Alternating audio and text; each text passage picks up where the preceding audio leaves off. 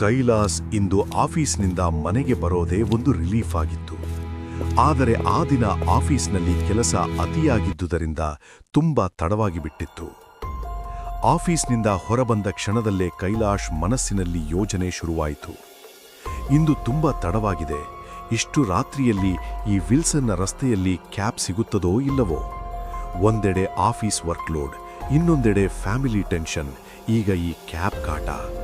ಏ ದೇವರೇ, ನಾನು ಯಾವ ಪರಿಸ್ಥಿತಿಯಲ್ಲಿ ಸಿಕ್ಕಿಬಿದ್ದಿದ್ದೇನೆ?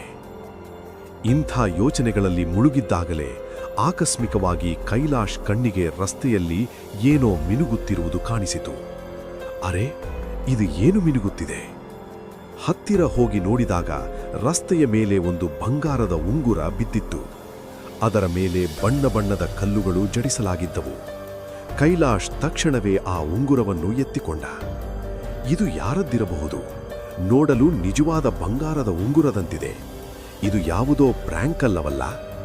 ಅವನು ಸುತ್ತಮುತ್ತ ನೋಡಿದ, ಆದರೆ ಅಲ್ಲೇ ಯಾರೂ ಇರಲಿಲ್ಲ. ಸ್ವಲ್ಪ ಯೋಚಿಸಿ ಆ ಉಂಗುರವನ್ನು ತನ್ನ ಬಳಿ ಇಟ್ಟುಕೊಳ್ಳೋಣ ಅಂತ ತೀರ್ಮಾನಿಸಿದ. ಮೌನವಾಗಿ ಮುಂದೆ ಹೋಗಿ ಕ್ಯಾಬ್ಗಾಗಿ ಕಾಯಲು ಶುರು ಮಾಡಿದ. ಸ್ವಲ್ಪ ಹೊತ್ತಲ್ಲೇ ಕ್ಯಾಬ್ ಬಂತು. ಕೈಲಾಸ್ ಮನೆ ತಲುಪಿದ. ಮುಂದಿನ ದಿನ ಬೆಳಗ್ಗೆ ಕೈಲಾಸ್ ಎದ್ದು ನೋಡಿದಾಗ ಅವನ ಟೇಬಲ್ ಮೇಲೆ ಅದೇ ಉಂಗುರ ಇತ್ತು. ಅದು ನಿನ್ನೆ ರಾತ್ರಿ ಸಿಕ್ಕಿದ್ದೆ. ಕೈಲಾಶ್ ಉಂಗುರವನ್ನು ಕೈಗೆ ತೆಗೆದುಕೊಂಡು ಗಮನವಾಗಿ ನೋಡಿದ.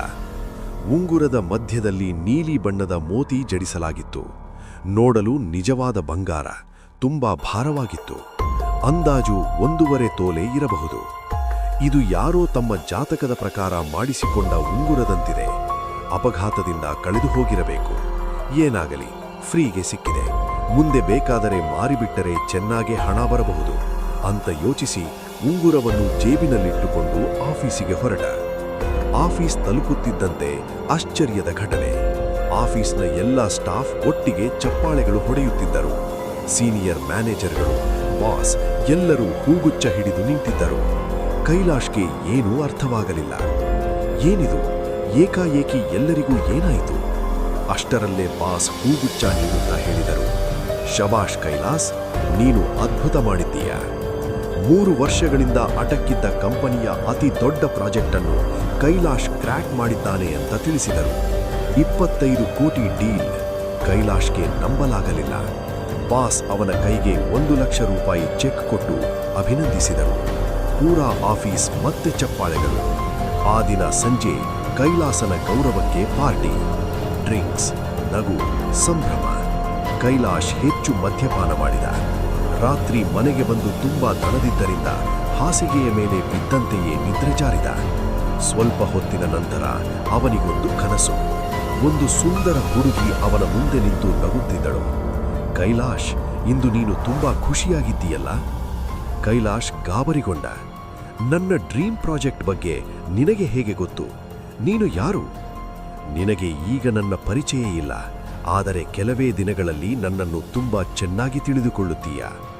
ಅವಳ ಹಿಂದೆ ಹೋಗುವಷ್ಟರಲ್ಲೇ ಧಡಾಂ ಎಂದು ಹೂಗುಚ್ಚ ಕೆಳಗೆ ಬೀಳುವ ಶಬ್ದಕ್ಕೆ ಕೈಲಾಶ್ ಎಚ್ಚರಗೊಂಡ. ಅವನು ಕನ್ನಡಿಯ ಮುಂದೆ ನಿಂತಿದ್ದಾನೆ. ಅವನು ನಿದ್ರೆಯಲ್ಲಿ ನಡೆಯುತ್ತಿದ್ದ ಅನ್ನೋದು ಅವನಿಗೆ ಅರ್ಥವಾಯಿತು. ಗಡಿಯಾರ ನೋಡಿದರೆ 3:30 AM. ಮುಂದಿನ ದಿನ ಬೆಳಗ್ಗೆ ಆಫೀಸಿಗೆ ಬೈಕ್ನಲ್ಲಿ ಹೋಗುವಾಗ ರೆಡ್ ಸಿಗ್ನಲ್ ಬಳಿ ನಿಂತಿದ್ದಾಗ ರಸ್ತೆ ದಾಟುತ್ತಿದ್ದ ಹುಡುಗಿಯೊಬ್ಬಳು. ಕೈಲಾಶ್ ನೋಡುತ್ತಾನೆ, ಅದೇ ಹುಡುಗಿ, ನಿನ್ನೆ ಕನಸಿನಲ್ಲಿ ಬಂದವಳೆ. ಅಷ್ಟರಲ್ಲೇ ಸಿಗ್ನಲ್ ಗ್ರೀನ್, ಹಾರ್ನ್ ಶಬ್ದ. ಕೈಲಾಶ್ ಮುಂದೆ ಹೋಗುತ್ತಾನೆ. ಕನಸಿನ ಹುಡುಗಿ ರಿಯಲ್ ಲೈಫ್ನಲ್ಲಿ. ಸಂಜೆ ಮನೆಗೆ ಬಂದಾಗ ರೂಮ್ ಒಳಗಿನಿಂದ ಪುಸಪುಸ ಶಬ್ದ. ಬೆಡ್ ಪಕ್ಕದ ಟೇಬಲ್ನಲ್ಲಿಟ್ಟಿದ್ದ ಅದೇ ಉಂಗುರ. ಶಬ್ದ ಉಂಗುರದ ಒಳಗಿಂದ. ಅಷ್ಟರಲ್ಲೇ ಫೋನ್. ಅಮ್ಮ, ಭೂಮಿಯ ಹಣ ಬಂದ ಸುದ್ದಿ. ಮತ್ತೆ ಫೋನ್. ತಂಗಿ, ಬೆಂಗಳೂರು ಯೂನಿವರ್ಸಿಟಿಯಲ್ಲಿ ಇಂಟರ್ನ್ಶಿಪ್. ಎಲ್ಲವೂ ಒಂದರ ಹಿಂದೆ ಒಂದಾಗೆ ಅದ್ಭುತ. ಕೈಲಾಶ್ ಯೋಚಿಸುತ್ತಾನೆ, ಇವೆಲ್ಲ ಕೇವಲ ಕನಸು, ಇಲ್ಲ ನನಸು? ಅಥವಾ ಆ ಉಂಗುರದ ಹಿಂದೆ ಏನೋ ರಹಸ್ಯ ಇದೆಯಾ? ಅವನು ಉಂಗುರವನ್ನು ಕೈಗೆತ್ತುಕೊಳ್ಳುತ್ತಾನೆ. ಕೈಲಾಶ್ನ ಉಂಗುರದ ರಹಸ್ಯವೇನು? ಅದು ಆಶೀರ್ವಾದವೋ ಅಥವಾ ಶಾಪವೋ? ಮುಂದಿನ ಭಾಗದಲ್ಲಿ ತಿಳಿಯೋಣ. ಹೆಲೋ ಸ್ನೇಹಿತರೆ, ಮುಂದಿನ ಕಥೆ ಎತ್ತಿಕೊಂಡು ಮತ್ತೆ ಬರುತ್ತೇನೆ. ನಿಮ್ಮ ಅನಿಸಿಕೆಯನ್ನು ಕಾಮೆಂಟ್ ಮಾಡಿ ಆ್ಯಂಡ್ ಶೇರ್ ಮಾಡಿ, ಸಬ್ಸ್ಕ್ರೈಬ್ ಮಾಡಿ, ಲೈಕ್ ಮಾಡಿ. ನನಗೆ ಇನ್ನೂ ಪ್ರೋತ್ಸಾಹ ಸಿಗುತ್ತದೆ. ಧನ್ಯವಾದ.